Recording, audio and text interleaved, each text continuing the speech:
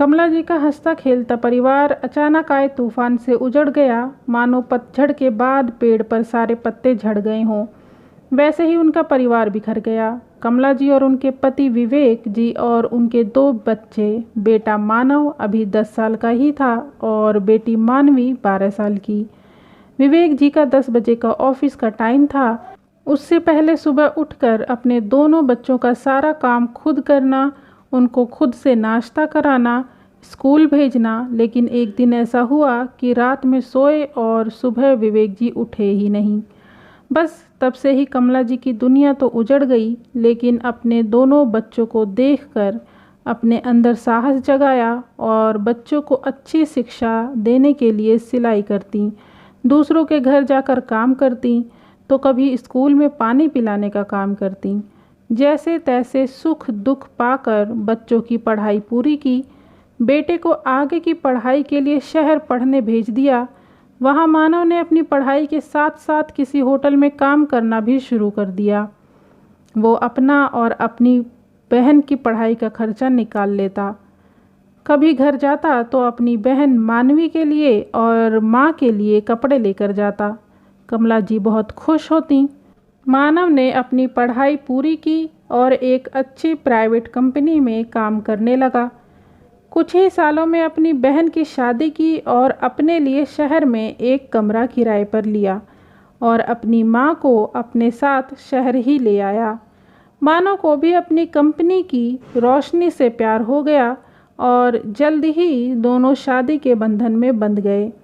कमला जी तो मानव को देख निहाल होती। मेरी मेहनत रंग लाई, मेरी बेटी की भी अच्छे घर में शादी हो गई, बहू भी कमाऊ आ गई। कमला जी घर का काम सब खुद से ही संभाल लेती। 2 साल पता ही नहीं चला कैसे निकल गए। कमला घर संभाल लेती, लेकिन दिन भर खुद को अकेलापन महसूस करती। बेटे बहू ऑफिस में सुबह में चले जाते, शाम को आकर खाना खाया और अपने कमरे में। कमला जी ने एक दिन रोशनी से कहा कि और खुशखबरी कब दे दोगी बहू? तुम्हारी शादी को अब तो 2 साल बीत गए हैं। रोशनी ने एक बार तो नासमझी का नाटक किया, लेकिन फिर साफ शब्दों में कह दिया, मम्मी जी अगर आप पाल सकती हैं तो मैं बच्चा कर सकती हूँ, वरना मैं ऑफिस और बच्चा दोनों नहीं संभाल सकती और मैं अपना करियर भी ख़त्म नहीं करना चाहती। कमला जी ने सोच विचार कर कहा, कोई बात नहीं, मैं हूँ ना, सब संभाल लूँगी। रोशनी को 1 साल बाद बेटे का जन्म हुआ। रोशनी ने 1 माह बाद ही ऑफिस जाना शुरू कर दिया और उसे अपना दूध भी नहीं पिलाया। कहा कि मेरा फिगर ख़राब हो जाएगा और फिर मेरे बिना नहीं रुकेगा। मैं इसके चक्कर में अपनी जॉब के साथ समझौता नहीं कर सकती। कमला जी अब अपने पोते का और घर का काम संभालती। कमला जी ने एक बार अपने बेटे को कहा कि एक झाड़ू पोछे वाली बाई और लगवा दे, मुझे इतनी साफ़ सफाई नहीं हो पाती है। मुझे धूल से अब एलर्जी होने लगी है और थोड़ी खांसी भी, डॉक्टर को भी दिखाना है मुझे। मगर मानव ने अपनी माँ की किसी बात पर ध्यान नहीं दिया। कमला जी ने दोबारा अपनी बहू को कहा तो मानवी ने कहा, माँ जी इतने पैसे नहीं हैं हमारे पास, बाई भी लगवा दें, आपका खर्चा भी उठाएं और साथ में आपको डॉक्टर के भी दिखाएं। हद है माँ जी, आप खुद समझदार हैं, हम दोनों ऊपर से हमारा बच्चा। कमला जी बेचारी मुंह पर कपड़ा रख के साफ सफाई करती। एक बार मानवी का घर आना हुआ। मानवी को यह सब देखकर बहुत बुरा लगा। माँ अकेले घर और बच्चा सब एक साथ संभाल रही है। ना घर में कोई नौकरानी है जो कम से कम रसोई तो संभाल ले। मानवी ने एक बार अपनी भाभी रोशनी को कहा भी कि माँ इतना सब अकेले संभाल रही है, तुम मदद नहीं कर सकती, कोई बात नहीं, लेकिन तुम एक नौकरानी तो रख सकती हो ना। रोशनी ने अपनी ननद का ज़रा भी लिहाज शर्म नहीं किया और कमला जी के सामने ही बोली, फिर माँ जी किस काम आएंगी? जब नौकरानी से ही कराना था तो माँ का खर्चा कौन उठाएगा? मानवी तो रोशनी के चेहरे को देखती ही रह गई। रोशनी तो वहाँ से चली गई और कमला जी अपनी बेटी को समझा भी रही थी कि नहीं, बहू ऐसी नहीं है, सब वही संभालती है, मैंने ही उसे मना किया था। मानवी को ऐसा कह के उन्होंने चुप करा दिया। अगले दिन सुबह मानवी ने अपने भाई मानव को सारी बात बताई। मानव ने कहा, अरे मानवी, तू क्यों ध्यान देती है इन बातों में? मम्मी भी ना कुछ भी बोलती हैं। न जाने कितनी बार उन्हें मना किया था कि जब कोई घर पे आया हो तो काम ना करें। पिछली बार मेरे दोस्त घर आए थे तब भी रसोई में कप फोड़ दिए थे। मेरे दोस्त भी बिना चाय पिए चले गए थे और तुम यहाँ थोड़े दिन के लिए आई हो, अच्छे से रहो बस। रोशनी को तुम कुछ ना बोला करो, उसका दिमाग ख़राब हो जाता है तो हमारे बीच भी लड़ाई हो जाती है।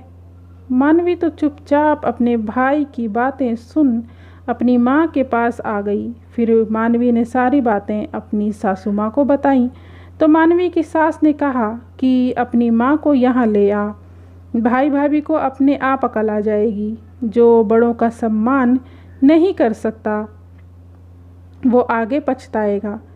मानवी की आंखों में आंसू थे और मानवी अपनी माँ को समझा बुझा के अपने पास ले गई। यहाँ मानवी के सास ने बहुत अच्छे से एक बहन का फ़र्ज़ निभाया। कमला जी को बहुत शर्म महसूस होती थी कि एक बेटे के होते हुए भी मैं बेटी के ससुराल में रह रही हूँ। तब मानवी की सास ने समझाया कि मानवी तुम्हारी ही नहीं, हमारी भी बेटी है और आप कौन से समय में जी रहे हो? अगर बेटा अपना फ़र्ज़ भूल जाए तो क्या एक बेटी का इतना फ़र्ज़ नहीं बनता? जैसे आपने अपने बेटे को पाला पोसा है वैसे ही एक बेटी को भी तो क्या उसके कुछ फ़र्ज़ नहीं बनते? कमला जी धीरे धीरे अपनी बेटी के ससुराल में घुल मिल गईं। लेकिन एक दिन अचानक बेटे मानव का फ़ोन आया कि मम्मी, मैं आपको लेने आ रहा हूँ। यह बात सभी को पता चली। मानवी ने साफ मना कर दिया, लेकिन अगले दिन जब मानव अपनी माँ को लेने आया तो उसकी आंखें बुरी तरह रो रो कर सूजी हुई थीं। मानव ने बताया कि माँ, आपके यहाँ आने के बाद रोशनी ने घर के कामों और मुन्ने को भी संभालने के लिए एक नौकरानी को रख लिया है और एक आया को भी, लेकिन मुन्ना तभी से बीमार रहने लगा है। मैंने और रोशनी ने मुन्ने को कई अस्पतालों में दिखाया, लेकिन कुछ दिन ठीक रहता है फिर वापस से बीमार हो जाता है। रोशनी ने अपनी जॉब भी छोड़ दी, लेकिन मुन्ना ठीक नहीं हो पा रहा।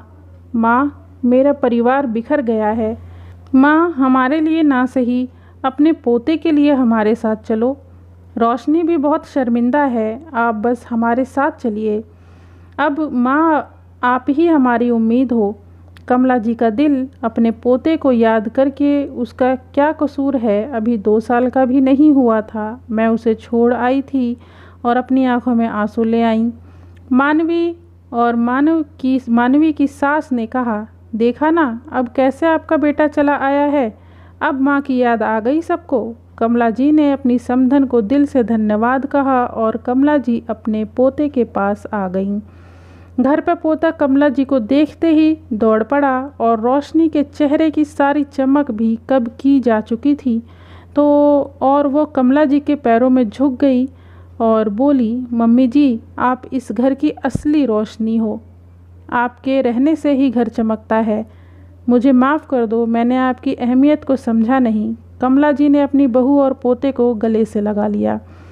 दोस्तों, तो देखा आपने, एक माँ का दिल आखिर माँ का ही दिल होता है। आपको ये प्यारी सी कहानी कैसी लगी कमेंट में ज़रूर बताएं। वीडियो को लाइक कर दें, चैनल को सब्सक्राइब करना ना भूलें। वीडियो पूरा देखने के लिए धन्यवाद।